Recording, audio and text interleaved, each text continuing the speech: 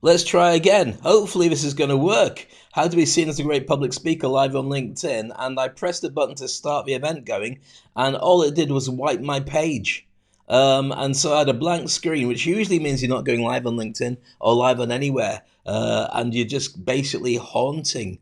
You're in some kind of purgatory between LinkedIn and your laptop, which is probably deserved for all people in influencer category anyway. But as we are, it's good to have you joining us. I'm hoping that now, as I say this, everyone can hear me properly. If you can, give me a thumbs up. Let me know that it is true. Otherwise, I'll just start crying. I'll kill the session. Not good. Oh, we are good. Thank you, Debs.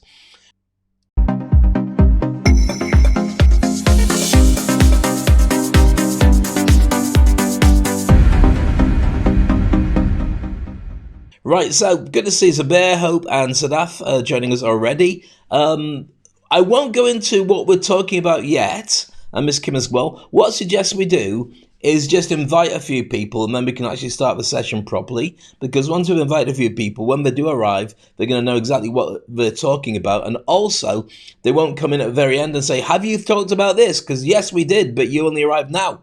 So here's what I suggest. If we go back to your LinkedIn page where you've joined us, and it's got a button that says share, just click on that and it says share to feed. So just click on that, share it to your feed. It's got a little message saying, I am at how to be seen as a public speaker. And from there, immediately you'll be able to get a chance to join us on the broadcast. Do that, send it out to everybody. And then hopefully we'll have a nice big bunch of people who can all come out to play. Nice to see Leslie and Rajneesh and Colm as well. Fantastic. I haven't seen a couple of you guys for a while. And hopefully we'll be finding out what you think of this entire subject and your positioning and give you some tips that are really going to help you to move forward fast as well.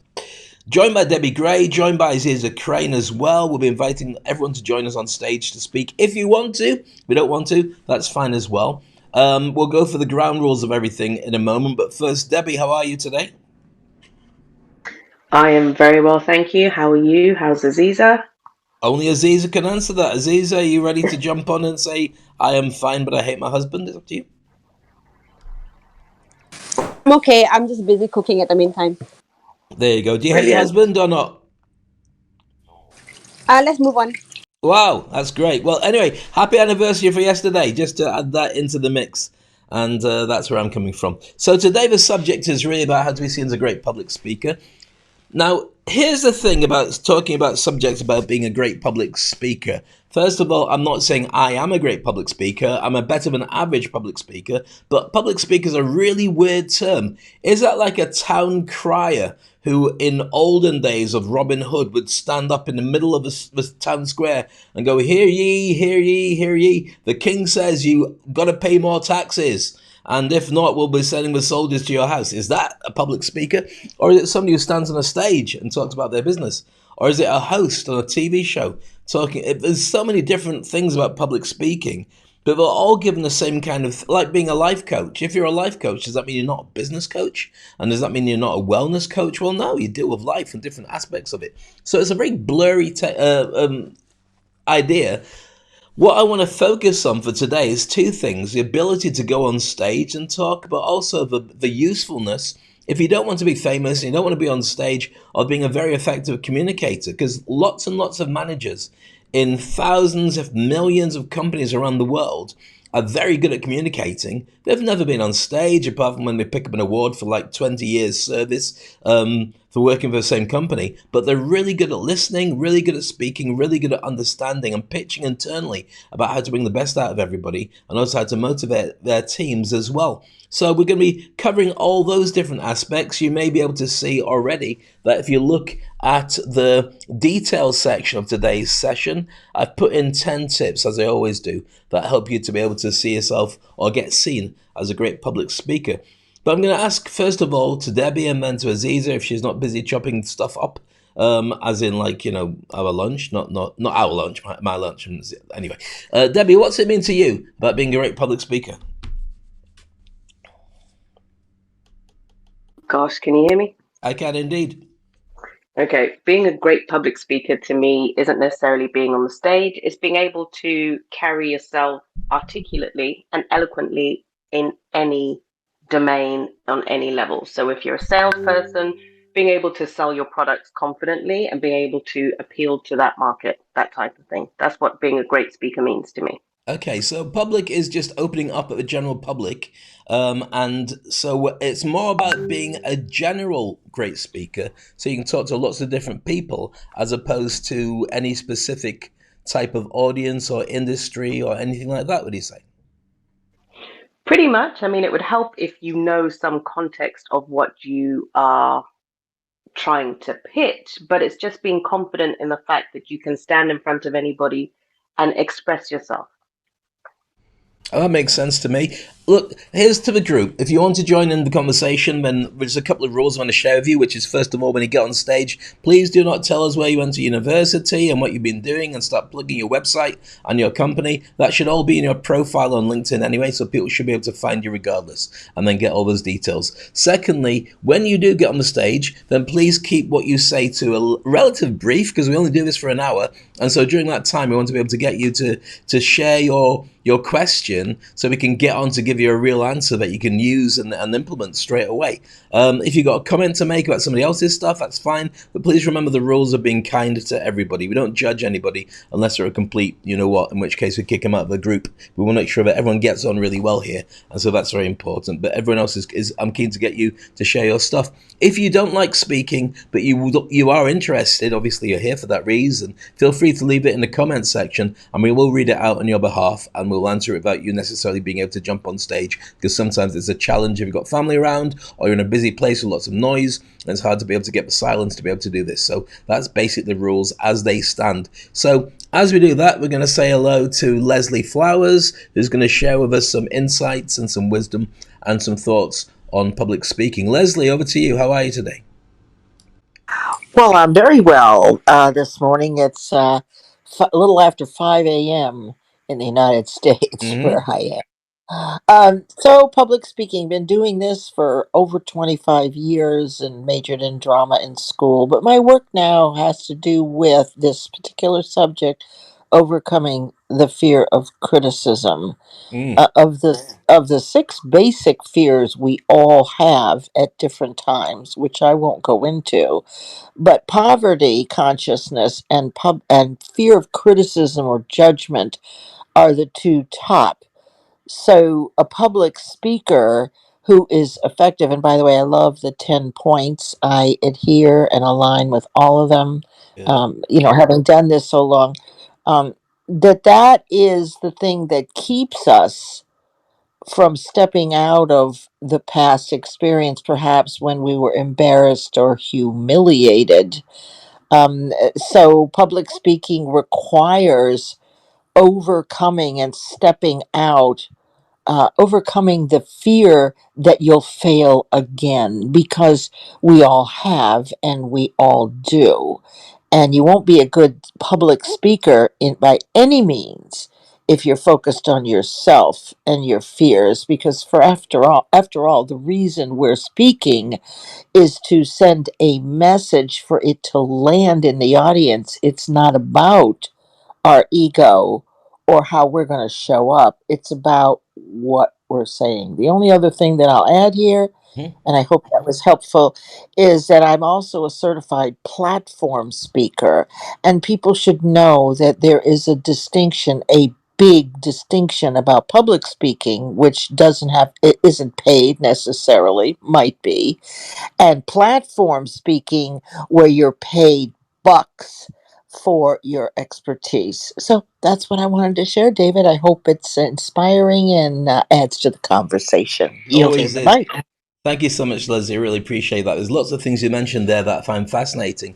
And you're right about the platform speaking. And there's a blurring of the edges between being paid to speak on those stages and selling on those stages as much as everything else. But what I find really, really interesting, one of the things you mentioned there, is the fear of talking about money and the fear of criticism. Now, let's go back to the fear of criticism, because at school is when we normally pick up that fear of criticism, being told to shut up and sit down and behave and sit up straight and don't interrupt me. That's down to teachers usually who are well-meaning and care about us, but are having a problem keeping the class in order. And so it often ends up being told that which humiliates you in front of a class. It doesn't even mean you're misbehaving. It could be meaning that you ask a question that's out of the box, which, let's face it, nowadays they pay people for out of the box thinkers because you are very important in the industry. We ask a question, Miss, why does that say this when it doesn't make sense? And they'll turn around and say, well, it just does. Sit down and shut up. And everyone starts laughing.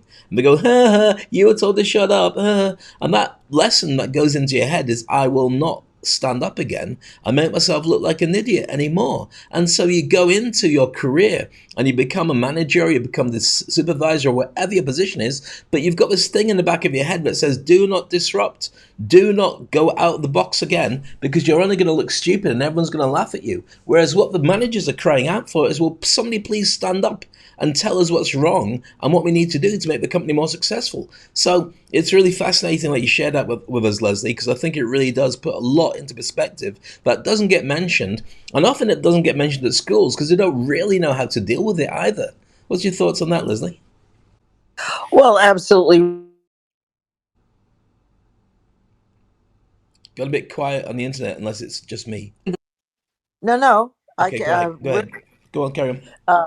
No, it's okay. I was just going to say, yes, the teacher can do this through ignorance because our teachers don't understand, the basis of fears. But you described it perfectly because it's through remembering every time you're asked to speak, it brings up that same vibration. But for me, it was more the children laughing than what the teacher said. It is humiliating, and I've been there, to be surrounded by other your peers in school that are laughing at the mistake you made. And it's, back then we do tell ourselves that we're never going to speak again because it is a survival kind of response, but not when you're 30, 40, 50, 60, and 70. We're still reacting to that fear as full adults. And that's why it's critical for speakers to really get the distinction between self centered and heart centered, because you can overcome the fear, even that you have it. And we believe in our fears. We have proof they're real, we have faith in them, but it's by learning to focus on the message and your service to others that outweighs the fear. So if you still have the fear and you really want to speak, take a look at how much or compelled you are to get your message out, because that will step over the fear, the heart centeredness. in in Thanks, ma- David, for in asking. many cases, Leslie, I think you're right, but I think in many cases people aren't even ready to go to that because they've got too much noise and grey noise going on in the background about what if it goes. Yep. I want to change this slightly to go to something else that you mentioned earlier, and we're leaving this wide open for everyone who wants to come up and follow in these conversations. You said you did drama at school, and I bring it up because my daughter, Maya, we've said she can do drama at school. Now, when I was going to school, drama was something that only actors and movie actors or people like that wanted to do. So you're going to spend a lot of time in the resting position, which means you've got no work. You're going to be a waiter or a waitress, and one in a billion get a chance to become a big star. Now, here's the thing. That's right. I think that drama is now a really important part of every manager's ability to position themselves as able to run their team, to speak in public, speak on stage, and also know how to have emotional intelligence and drive it when they're in the normal day-to-day parts of their work. But I don't see a link being given at school to drama when people talk about signing up for it. It's just read Shakespeare and then off you pop. Aziza, your thoughts on that? Do you want to say it before Leslie jumps in? Well, I don't think it's about the actual drama itself. I think it's a musical theater that's important because it teaches the kids to have the courage to be able to speak in front of a huge audience. Because that's what I learned when there are lots of questions on groups asking, my child is very shy. How do I get her to open up? And a lot of parents, including myself, always encourage mums to enroll their kids onto musical theatre because that brings up their confidence to be able to speak, That makes read the room. Read the room. That's also another another important quality for a lot of people who can, take the mic and speak, but there's no tonation, there's no pause, there's no reading the room, there's nothing of that. So, yeah, musical theatre more than drama. So I'm going to throw something else into that mix, and it's nice to see Miss Kim as well. I'm sure Leslie's going to come back in this part of the conversation. So when you look at the Oscars being won by the world's most incredible actors, Daniel Day-Lewis or Meryl Streep or any of these guys, when they come across as themselves, they're usually almost universally really boring, quiet, and disappointing.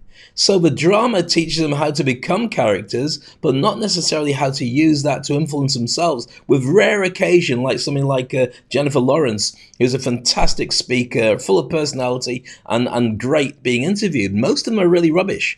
So, from your experience, Leslie, would you recommend a drama? Would you recommend musical theatre? Or is there no real correlation between the life skills that people are desperate for now in a world with AI? Is there something still missing that people need to teach?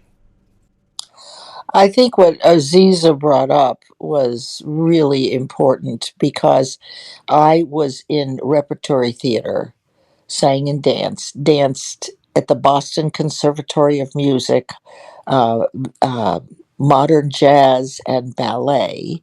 And when I was in high school, I did semi professional repertory theater. And my children and my grandchildren have been involved in musical theater. And I think the wide musical theater is so important to your point, David, that, one out of a zillion is really going to make it, just like the high school baseball player who dreams of being, in professional baseball. But you remember that confidence grows in direct proportion to its use.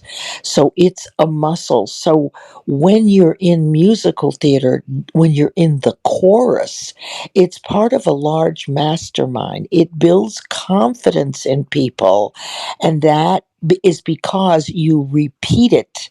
You do it over and over again till you get very comfortable. You're in the chorus, you're learning to sing, you're working with other people like in a band.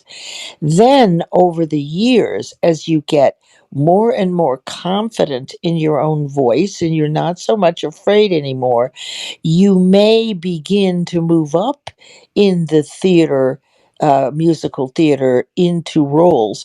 But I have two granddaughters that are heavily into theater in high school, and one of them loves the leads. And they've been in it for 8 years. The other one doesn't want the lead. She loves doing the things with everybody else, being in the chorus. Mm. Can she take on a role? Absolutely. She has a beautiful voice, but her choice, where she feels the happiest, performing in the public, is with her peers. So I think you've brought up a lot of good points. I did musical theater. I went to San Francisco State, which was the number two theater company, drama school in the United States, all those years ago, second only to Carnegie Mellon or Carnegie Tech. Mhm. And it's been part of my life. I sing in my audio rooms and in my live streams. I've never stopped. So that kind of confidence, did I have a fear of it? Absolutely. I can remember, David, and those listening, being humiliated.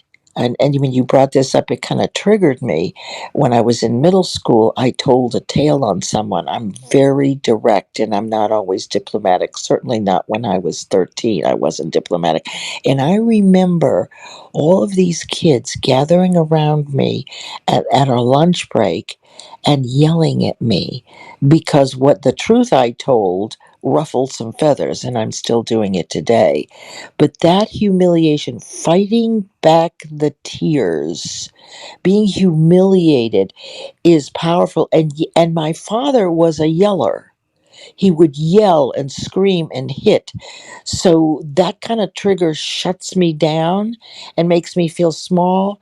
But my message has changed lives. So that service outweighs those triggers and those fears. So I love musical comedy. I agree with Aziza. This is probably the best way to help people get over their fear of public speaking is doing. I love Thank that. you. Thank you very much, Lizzie. Appreciate that. Miss Kimmy just joined us on stage. I'm very aware of the timing that we have, so I want to get as many people as possible to be able to share their thoughts and ideas. Miss Kim, and thanks to Leslie for that as well. Miss Kim, what's your thoughts on what we've just been talking about then? Thank you and hello everyone. Thanks, Dave. Great topic. I look at public speaking as a life skill. It's a skill that everybody should try to nurture and have. Yes, you could be lucky enough to be in a business that you don't have to keep talking to people, but this is also a survival skill. At some point in time, you might need to get yourself out of a situation. You might need to negotiate a deal, and if you don't have that skill, then you get in a little bit of a challenge. Now, this is a skill I also strongly feel we need to nurture in children.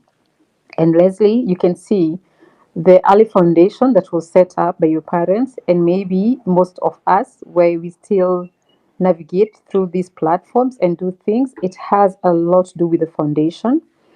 Life will hit us at some point. We get knocked down, we lose our confidence. But since we have that grounding, the foundation was very strong, it becomes very easy to bounce back. So I package public speaking with soft skills, which I'm a very strong advocate of soft skills. These are survival skills. Thank you. I love that. So here's one of the things that it talks about there, and I'm going to elaborate on it slightly. One of the great things about being an actor, and I'm not an actor, I'm terrible at remembering lines. I'm just very good at making them up as I go, which would make me a terrible movie actor. Because like, what movie is Dave being in now? He's in the Avengers, is he? But we're not doing that. We're doing Shakespeare. He looks like an idiot. For me, it's the ability to get on with people and be able to work out their Wi-Fi code. That's a massive, amazing skill. I also think from the point of view of being an actor, it's the ability to act as if you are being somebody. So act as if you're a confident version of you. Act as if you're a management version of you. Act as if you've already got the job in a job interview, so you're confident about what it is you talk about. It's that ability to almost wear a different hat, but in some ways it's actually just creating a different version of you to wear all the time. Now here's the thing, when we're talking about this, most people have no idea what that means, but they do it on a daily basis. So whether you're having a good day or a bad day, or you're talking to your friends or your family, or you're talking to your partner or loved ones, I'm not that your partner's not your loved ones, but you wear different versions of yourself all the time. It's just that most people don't know how to define that, or they don't give it a specific name. It's just a roll of a dice, and they hope that they get it right for that particular situation. They don't control it. The environment controls which version of them pops out. I think the ability to understand that and to do drama or any level of it means that you're a more effective speaker. So, for instance, when you see an impersonator or a comedian acting as if they are, I don't know, Donald Trump or Kamala Harris or Joe Biden, or the acting as anybody, then they then start thinking along the lines of what that person would be saying at that time. So you can wear and you can fashion and you can think like certain people. If you decided and it's easy. For instance, if you decided I want to think for somebody great, I don't know, William Shakespeare is not a great example because the vernacular is really difficult to do. Who would we say is great? Okay, Mother Teresa, say. You wanted to be able to say, I'm like Mother Teresa today, and so I'm going to answer as Mother Teresa. Now, you don't have to do the voice, because I don't know how you would do the voice, but you would certainly be talking from a point of view of loving and caring and helping to nurture people who need your support. So that brings a different version of you that you might not normally be doing. So I think that drama side really helps when you start positioning yourself as a more effective communicator, which is what we look at with public speaking. Panel, thoughts on this? People in the audience, great to see you. We've got Hope, Colm, Jason, Anna, Almasa. In fact, as I'm speaking, they're moving around a bit, so I can't go. They're all there anyway. Nice to see you all here. If you want to join us on the stage and share your thoughts, then feel very welcome to do so. Hope, I know that we want to get you up, but as sometimes it doesn't work with your internet not being strong enough, we'll test it and just try it anyway. Manage it. Yeah, let's just try. We just manage it. Hello, everyone. I hope you can hear me. You can. Basically, speaking on stage is excellent because I I actually discovered it this year, and 2024. It has been a great one because I actually aspire. There are 280 countries in the world and still counting. I don't know, different flags still coming up, but I know there are 280 countries in the world, and I believe that speaking on stage is a potential because it leaves a language near. I think I learned that here too. A brand of currency in form of language. When you're talking and communicating, people really want to see how you do things, not just in one form of language. So I'm starting to look that if I can be able to speak like 9 languages, right, to approach that, like, welcome. Keep going, Hope. We're listening. The whole world is listening. The internet's just crashed on you, my friend, which is a shame because that's the most Merci lucid. beaucoup, like thank you in French, or is like No, internet's gone down. That was a shame because I think he was absolutely right, and he was also talking with great clarity. See, he hangs around, and when he comes on, it's usually very, very good, but it doesn't last long. Hope, I don't think your internet's working again, my friend. no, It's apologies. all right. Go on.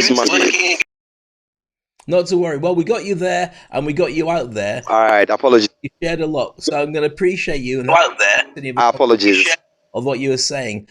So really, really good. Hope sharing us some thoughts there about the international benefits of becoming a speaker. Now, again, we're talking about being a public speaker, platform speaker, international speaker. They're all different forms of communication. And here's the thing: 99% of people, I don't know the exact numbers, would have a fear of going on a big stage and talking, but they're happy to talk to one person, or they're happy, writing an article or writing a post, maybe not even posting on social media, but they're happy sending it as a text message or a WhatsApp to their friend.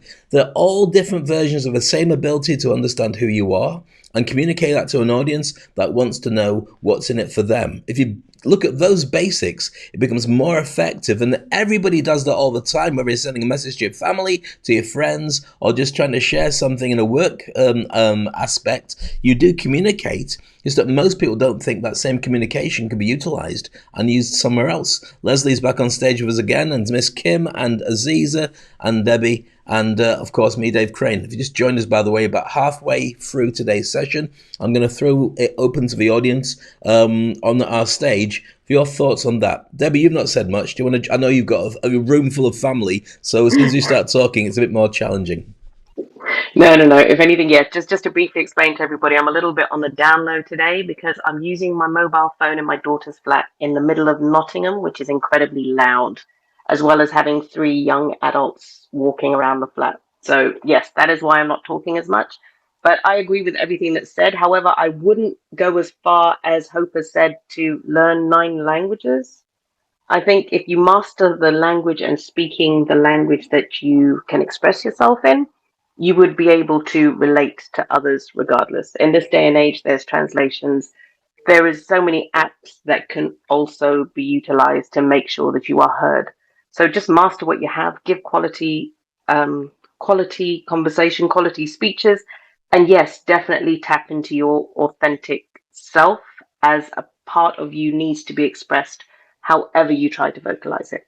Very good. And one of the things is I travel internationally. I speak in countries where they don't speak English, and if it's a big enough gig, they've got translators. My biggest probably was in Brazil with 13 different translators, 13 different languages to the audience, about 3,000 people, all with headsets on, which makes a very difficult and different way of talking to an audience. You slow it right down, you keep it very basic, very simple, and you get the feedback as it comes, but after the translation has gone out.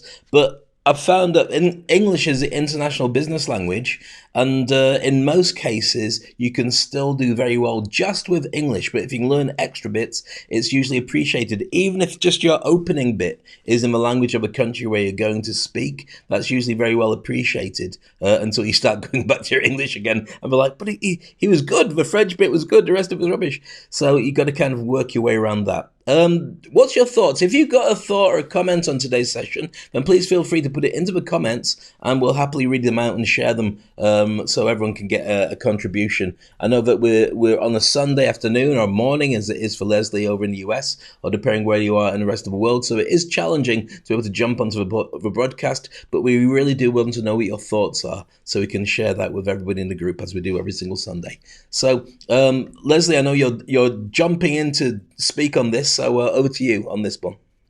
It'll be really brief, but you really brought up an excellent subject about the ability to morph into other personalities that actors do. So I had sent you a note just so you know. The One of the Stanislavski things, method. the Stanislavski method, and that's what they use. Now, if you don't know what that is No, and you're interested in that, it's the ability to step inside. This is really what a coach does anyway. You're stepping inside the character and you're operating as though you were the character. But one of the things that I discovered that I could do this pretty easily was because I've been able to write in another voice.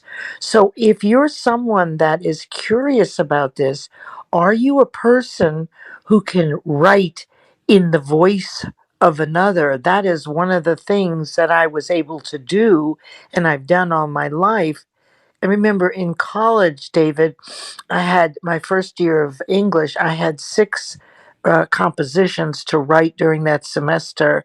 And after the first one, I got a C, and I asked if I could do it in any voice that I wanted. So for Waiting for Godot, I wrote my own play. For Dante's Inferno, I wrote, instead of a composition, The Tenth Circle of Hell.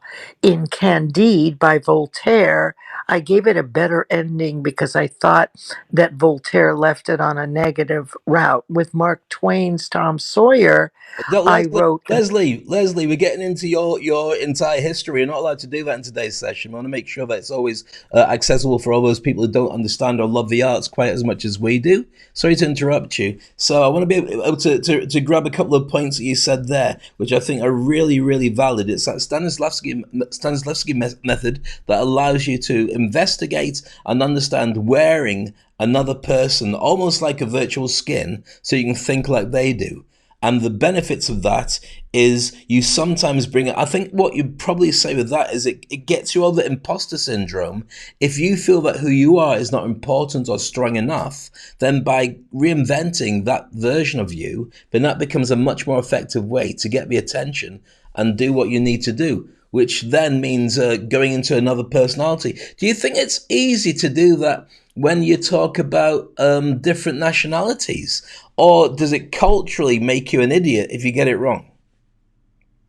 I think what matters is, David, that you practice. It's all done through repetition in spaced intervals over time.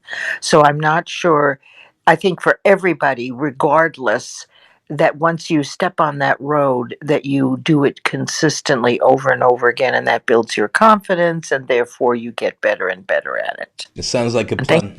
That's thank like what people should be doing. Thank you, Leslie. Always appreciate your thoughts on that. I'm going to throw it open to the rest of the room. If you want to come on stage and you'd like to share your thoughts on all these different comments and subjects that we have, then feel free to do so. We're really looking at what public speaking means in terms of what it could mean for you, in terms of what that could translate to be able to boost your ability to reach more people, feel more confidence, or even earn more, to be honest with you, because ultimately by doing this on LinkedIn, the bottom line is, what can I do to grow who I am, who I affect, and how I can make my life more comfortable as a direct result of that? Now, in the audience, we've got various people who are sitting very quietly, which is nice to see, but not always a great contribution. Anna Simonetta, Professor Christian Farioli, Mariam, Ravneet, Bianca, and Raymond. Good to see you. I know Colm's going to jump up, because here's the thing. When we start talking about different languages and translations, this man is probably the biggest expert that I know. Colm, you are capable of speaking lots of different languages and translating for people. What's your thoughts about what personality people wear when they do go into another language? Because they must be a little bit worried that other people are going to turn around and say, you're like a little boy speaking in French because you've not got the confidence to go of doing it. You got your mic off, my friend. You're muted, so you have to press that button to join us and share your contribution.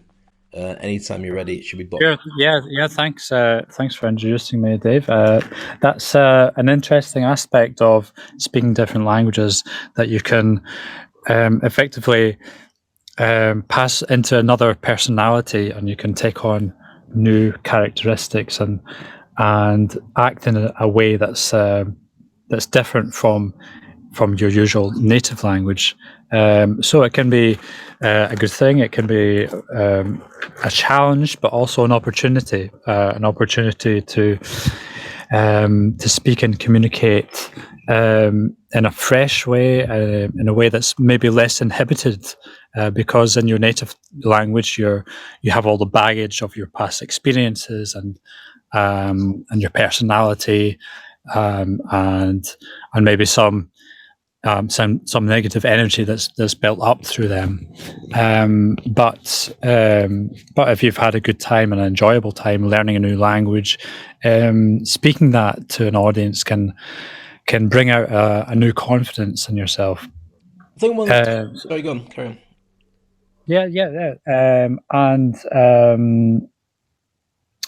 So you mentioned interpreting. Well, you actually mentioned translating speeches, but one common distinction that translation and interpreting professionals make that's generally not so well understood by the public is so translation is writing, whereas interpreting is speaking.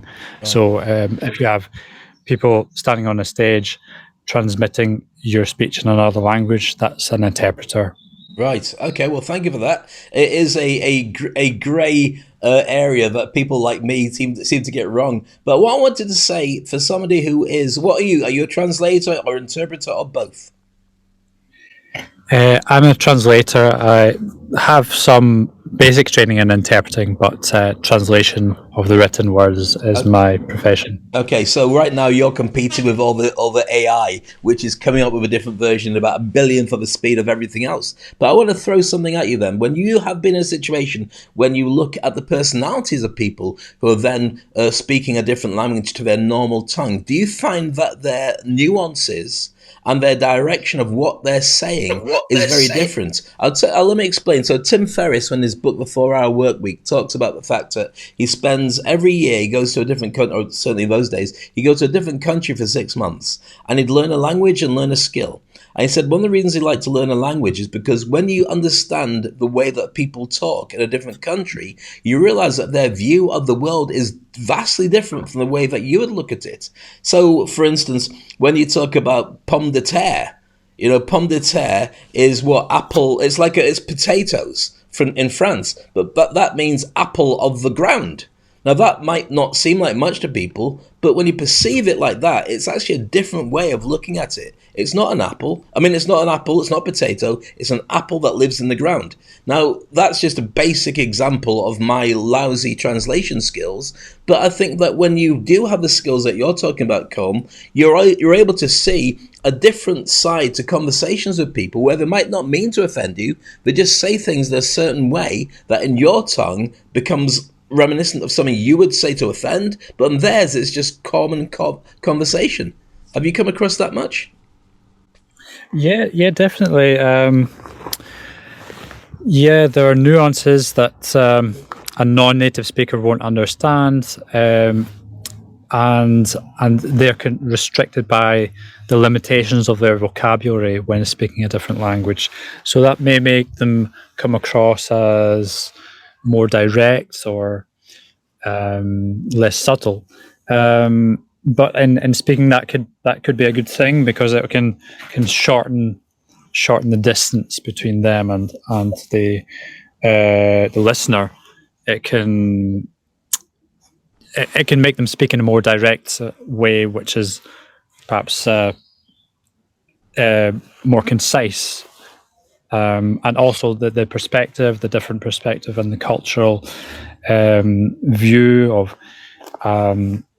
of the meanings of words are different in each language, and so that brings a new richness, a new flavour when speaking another language. Definitely. I think in the future, and it's not going to be too far away from where we are right now, most people are going to have an AI which will switch on and off as they feel like it. It won't be that different to most people, like having Siri on your iPhone where you just switch it on, or Alexa where you just ask it simple questions and it just gives you whatever you would get from looking on Wikipedia or looking on Google. But those who are a bit more advanced will be able to use it for translations and use it for interpreting as well. Now, that means that effectively you could be having a conversation in front of somebody where literally your phone is translating what they're saying in front of you, either into a headset that you're wearing, or their phone is doing the same, or that you're talking into your phone and it's talking to their phone. I'm not sure how it's going to work out yet, but at some point that's going to be a case. If that was the case, do you think we'd have a much better communication system around the world? People would be able to get on better? Or do you think it'd be a nasty surprise to realize that people don't really get on? Because I don't think that this happens for kids.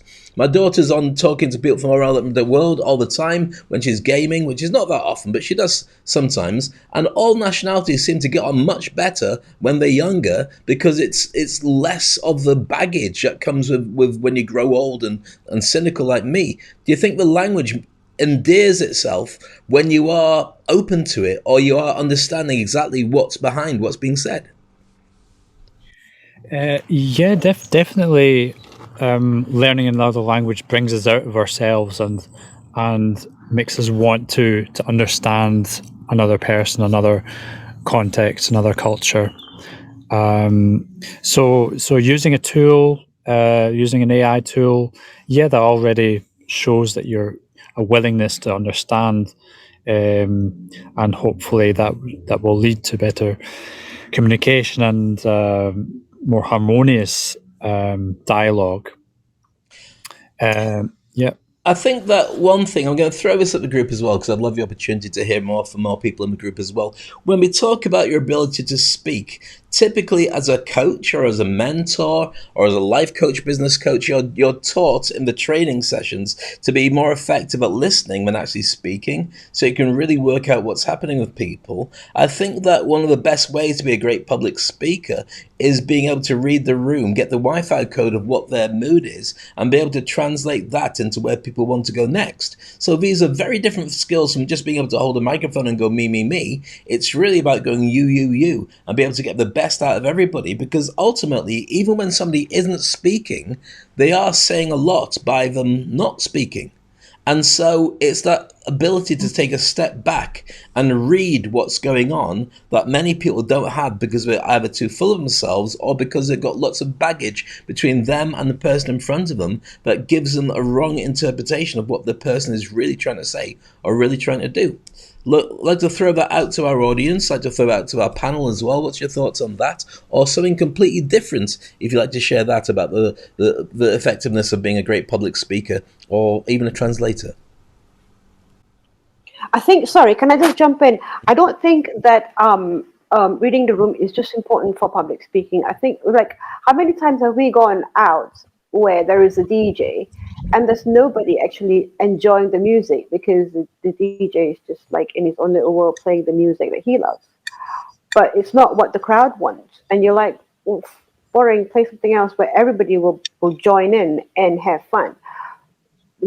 Being able to read the room is, I think, is very important. It's sort of like you'll be able to communicate with the public without even having to speak, right? Mm-hmm. So yeah, carry on. Thank you. Well, being able to read the room is an intuitive skill that I realize has come from being a person of color, mixed race, growing up in countries where, or certainly in towns where people were all the same color. So I was a black kid effectively growing up in white Scotland and white Redcar in the north of England. I found it was very different when I moved to Dubai, which is massively multicultural. And I realize now that most places in the UK have at least got more multicultural influence, if nothing else, from TV because of that. So what that led me to understand from a very early age is if I'm talking to somebody, I'm reading them on lots of different levels. Are they going to be my friend? Are they not going to be my friend? Are they going to be my enemy? Are they going to be violent? Are they going to be an ally? And there's lots of different things that fall into that whole conversation within a very short amount of time. Their body language, their generosity.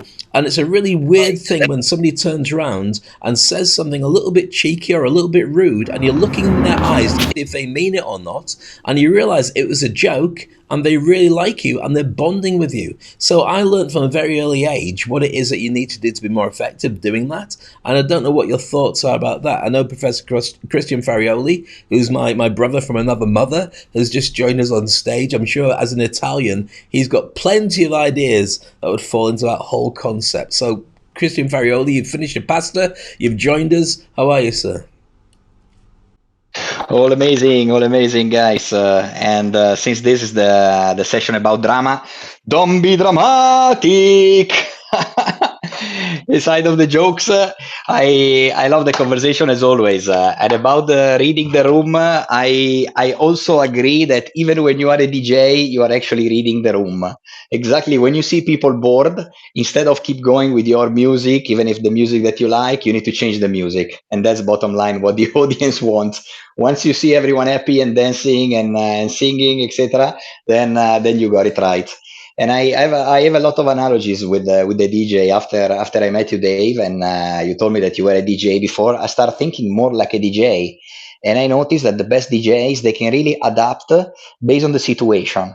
Even if you have the 2 hour stage, it's not that you put the same line of music in every place, in every club, etc. In some moment, you need people to cool down a little bit, and then so they can recharge the energy. And then again, you pump again with other pumping music, and you see them coming back and getting crazy and etc. And then I think that during my speeches and even my trainings, I do that. So when I see that people are a little bit down, then I cheer them up, I crack some joke, or I do some. And when they are very very down, I do some group exercise. Then when they're excited, I keep pushing. So it's also about that. Otherwise, they disconnect. And so many times I got the compliment in Saudi Arabia, which for me was very strange the first time. But after I got the same compliment a few times, I realized that it's a good thing. So at the end of the session, a few people came to me and I say, look, this is the first time that I do a training and I don't fall asleep. So, I mean, people could say, I mean, this is not a real compliment, but in Saudi Arabia, actually, it is.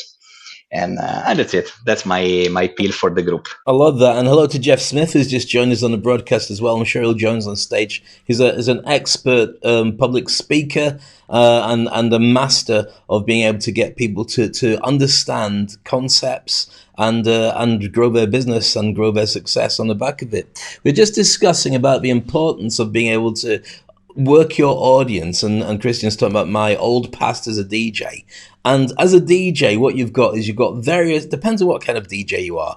I was never one that wanted to change what was going on with the audience and take them on a new journey. I was always one to make sure that they had a good time. And so you would always fall back on tunes that would work really well, and you'd marry certain tunes together with different types of audiences.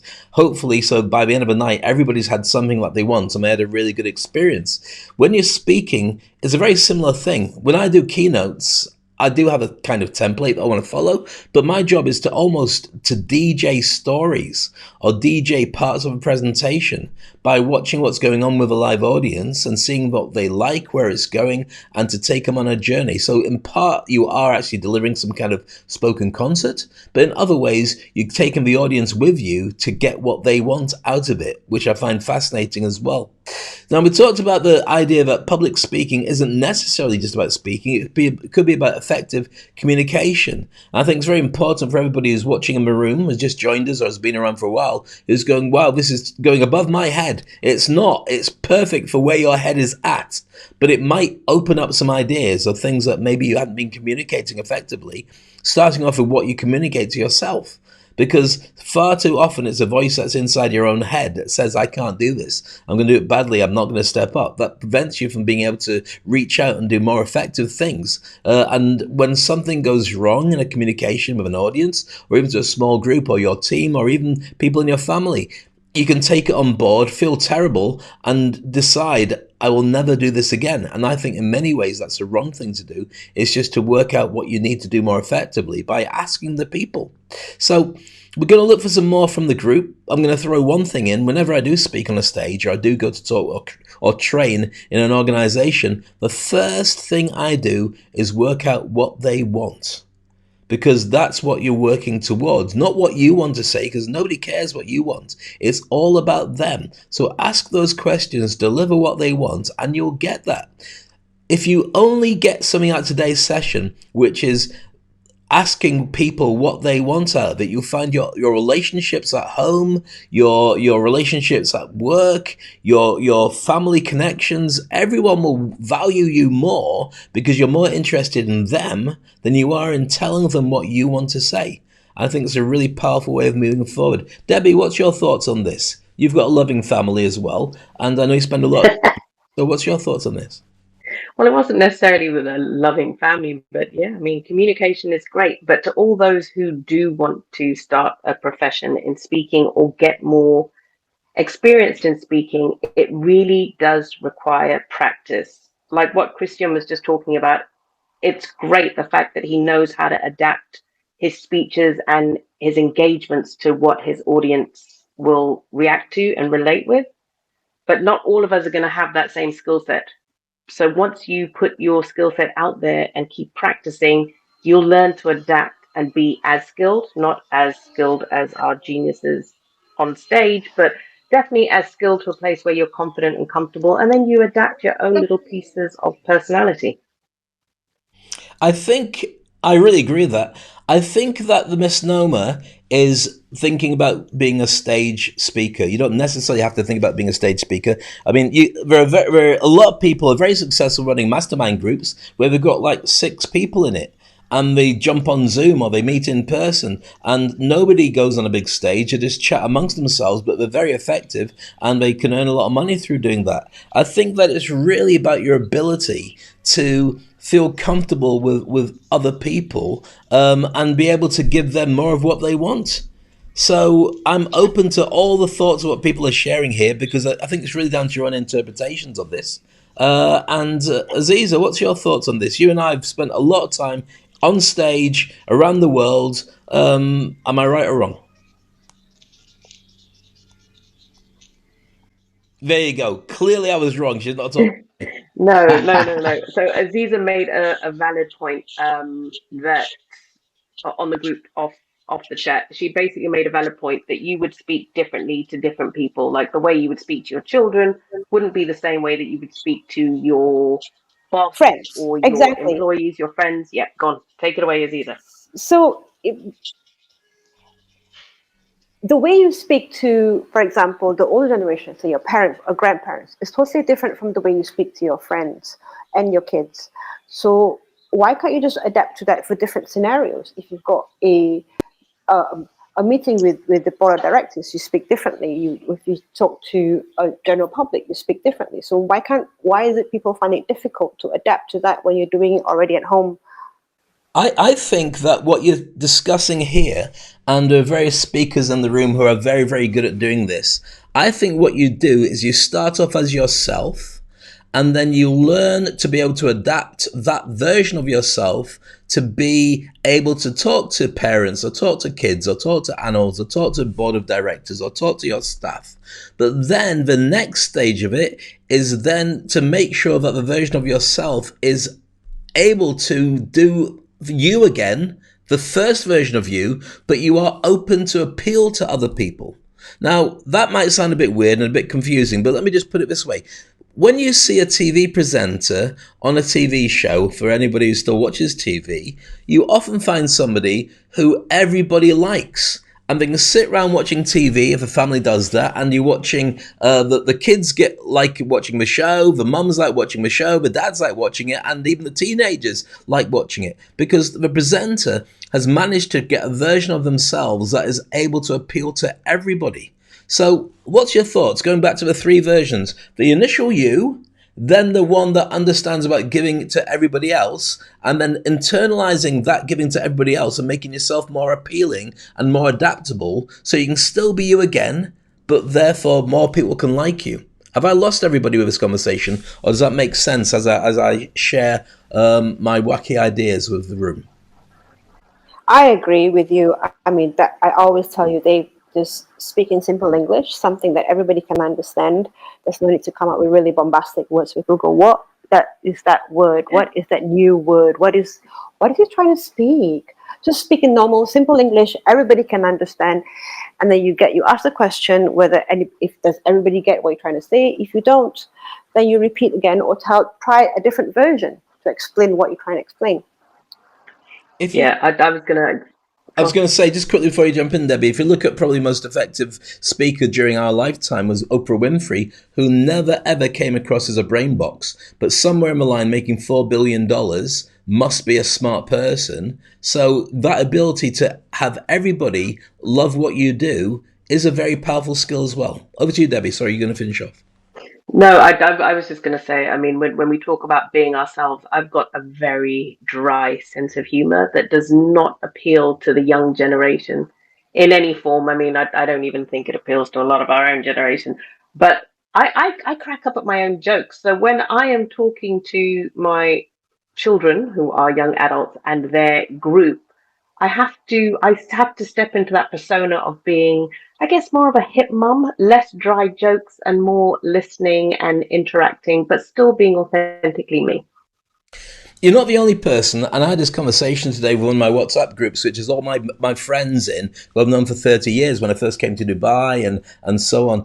And we're stuck in the 80s and 90s. It's a fact. Music-wise, comedy-wise, things that interested us. And when I talk about it, I don't mean it with disrespect. What I mean is, when it was in the late 80s, early 90s, and I'm British, what we had was a rebellion against what was in place. So music-wise, it was all about punk, and it was all about reinventing the adult-orientated rock of the 70s, all the big super bands like, I don't know, ELO and ABBA and all the rest of it. It's about doing small bands that had little spiky music.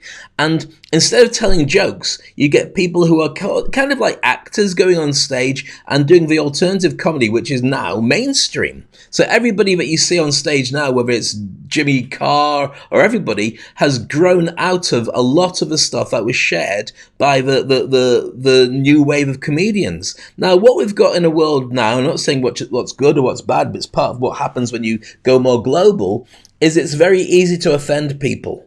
And so it should be, but so it shouldn't be at the same time. It needs to be put into context. So when you tell a joke and somebody in the room is really offended, if they're offended enough, the whole room goes, oh, you shouldn't have done that. But you should have done that. You should have also been aware that the person in the room was there, but they maybe shouldn't have come into your room if they were going to be super sensitive about the things that you're saying. And so maybe, if anything, especially with social media being able to cancel somebody's career with immediate effect, I think we have to be careful about what we do. But the more that you can be your authentic self, people can choose to like you or not like you, depending on the message that you're sharing with the outside world. And I think that's one of the reasons that in this world where we are right now, you get a lot of the most offensive people getting the biggest audiences because they're being authentic, but it's actually really horrible. So you've got a lot to be said for finding who you are and sharing that when you go out and speak. And that's not necessarily an easy thing to do. Now, I don't know whether. did I blip out as I was speaking then? Yes, yes. That's my internet. I'm sorry about that. I'm hopefully back again, and I hope that everyone picked up kind of where I was going with this. Just talking about the fact that you need to find out who you are, but also work your audience to know who it is you're talking to make sure that they know that you're meaning it with the intent that it's meant to be, not with accident, if that makes sense. Yeah, I mean, like you said, I'm inclined to think that in this day and age, there are a lot of people that, some rightfully so sensitive, but there's a lot of things that for somebody like myself, I tend to fall into conversations by mistake, and you kind of get corrected on the terminology that you're supposed to be using. It's like, well, okay, but no offense was made. Thank you for that correction. But it's never so much. It's a strange one that we're so PC these days that a lot of the time we lose the context of what the message is supposed to be. Yeah, which makes it very difficult to want to step up and do things because you're scared that one person will be the tail that wags the dog. instead of majority of people. It's like majority of people are really nice. Majority of people really care about each other. Majority of people are up for learning stuff as long as they're okay to have their tea while they're watching it on TV. That's your average person, and I would say that's probably about 70% of the people in the world with different nationalities and stuff. But then you've got people on either side of it who do get a little bit more offended or a little bit louder when it comes to stuff, and sometimes that extra group can make everybody a little bit more scared about saying what they need to say. So when it comes to great public speaking, or it comes to any kind of speaking in public, that fear of criticism that Leslie talked about at the beginning of the session, that we learned from school about not being pointed out that you don't get it right, could be something that hijacks your ability just to communicate more effectively with people around you. So we've gone on, it's a great group that we have here. We've been talking now for about an hour, which is what we normally like to keep the sessions to. One thing I'll say before we put this room to bed, that sounds creepy, I didn't mean it like that. See, again, with interpretations, when we close the room for today, is we'd love to know your thoughts and your comments. Please leave a comment in the section which gives a constructive view of what you had today, something that was useful for you, because more than you would know, it really helps for us to be able to drive comments and drive more people to attend in future sessions when you say that you enjoyed it and it's worthwhile. We really appreciate that. But also, we're looking for what the subject should be for next week. Should we continue this, or should we take it down a different direction? Please leave that in the comments section, and also your last chance to leave a question for us to be able to address. If you do it in the comment section, then I'm happy to do that.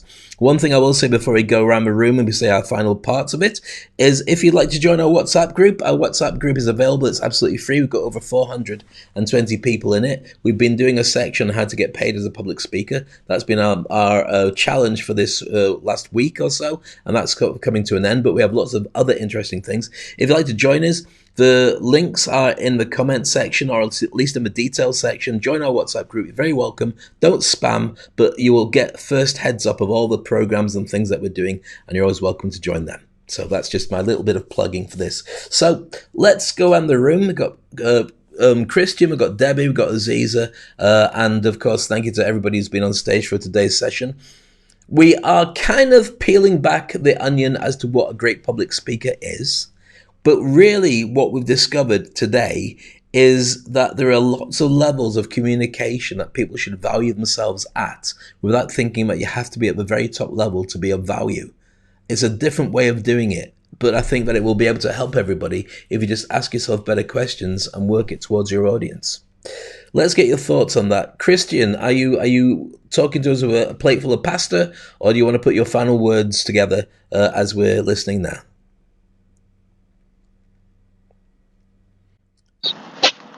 Sorry, guys, I was in the middle of something, and still haven't not finished. So I'll skip this one. I'm so sorry, guys. No worries. Sometimes family catches up, and I understand exactly what you're talking about. I can hear your two little lads in the background there, and that's what being a great dad is. Aziza, you had some thoughts on this, and I look forward to our continued conversation as we have dinner after this. What's your thoughts on it, about public speaking and so on?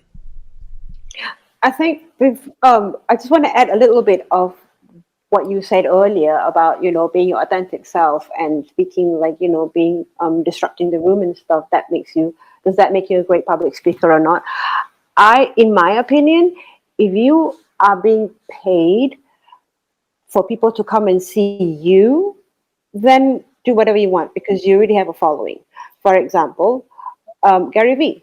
Everybody knows that he swears when he speaks, but people still want to see him because he gives good advice. And yeah, but if you are speaking in someone else's event, then you should be very mindful of who your audience is going to be, what is the topic's going to be, but you have to still be able to read the room, make it fun and enjoyable, and keep it simple.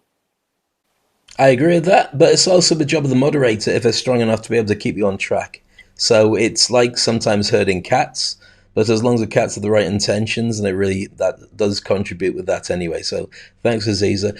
Debbie, your final view and your thoughts on today before you disappear with your family and head up towards the north of England to do more, whatever you're going to do up there. My final thoughts would be to go back to something that Leslie said earlier, to be more heart-centered as opposed to self-centered, and your message will be received by the right people. And to keep practicing, apologies, Centre of Nottingham, so that is sirens going off, to keep practicing what it is that you're trying to put out there. And over time, you will be able to grasp the confidence that you need to be able to be a competent and confident speaker in any arena. I love that. Thank you very much. It's a work in progress for everybody, and it doesn't matter what level on the food chain you are when it comes to speaking, you're always still learning, and it's a very important part of life. When it comes to an eventual end, you want to be able to say, I gave it my best shot. And if you're not saying that, then maybe you need to work on it anyway. I'm going to thank everybody for being in the room. We've been going for an hour. Sometimes we extend it slightly, but today we kind of came to a point, which is the fact that we've got a lot more on this discussion to be able to open up to. Make sure that you subscribe to our group on Turbocharge Your Career on WhatsApp. And if you can, then follow me online and you'll see where my next gig is. The next gig we're going to be doing is a live session on Tuesday. And that's all about effective communication, funnily enough. I'll be sharing that as a live broadcast. And we'll be chatting together next Sunday on either this subject or the evolution of where it's going to take us next. Meanwhile, on behalf of everybody who's been on stage, thanks to Cole, Miss Kim, Leslie for her insights, Hope, and everybody else who joined us. If you didn't get a chance to speak on stage, we hope to have you next time, or at least feel free to leave comments. I will reply back to them. I've been recording today's session, so hopefully, if it hasn't crashed by now, I'll be able to share that, and I'll be sharing that in the group here in the comment section as a YouTube video, and also I'll drop the link into our WhatsApp group so you can follow that too. Meanwhile, on behalf of myself and all the group here, thank you very much for your time. I hope we can take you on a journey and continue that journey into future sessions, and I always appreciate the time that you spend with us, because otherwise there is no point doing this session, and you make it really worthwhile, and I'll learn a ton every single week. So as always, jump and grow wings on the way down, and we'll catch you next time on Speak on Stage. Thank you. Have a great afternoon. Bye-bye.